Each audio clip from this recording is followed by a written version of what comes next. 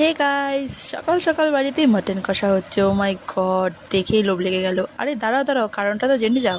আজকে আমার দিদির বার্থডে, জন্যই এই আয়োজন। তো দেখতেই পাচ্ছ দুপুরবেলায় বসে যাচ্ছে বাবা আশীর্বাদ করতে ফার্স্ট। আর এই যে পায়েস খাওয়া দিয়েছে, ধান তোপা দিয়েছে, আর রীতিমতো সব রকমের রিচুয়াল করেছে। আমি বেশি দেখাতে পারছি না এটার মধ্যে। আর এই যে লাস্টে টাকা দিয়ে ও নমস্কার করলো, দেন মা বসে গেছে ওকে আশীর্বাদ করতে। তারপর আজকে মেনু বলা যাক। তো ফার্স্টে আছে মাছের মাঝে দিয়ে মুগ ডাল, কাতলা মাছের দু পেঁয়াজা, মাটন, পাঁপড়, চাটনি, মিষ্টি, পায়েস, চকলেট অ্যান্ড স্যালাড, আর কোল্ড ড্রিঙ্কস আর জলও দেওয়া হচ্ছিলো পাশে। তো ফার্স্টে দিদি খেয়ে নিচ্ছে দেখো, এরপর আমি বসবো মাটন থালি নিয়ে।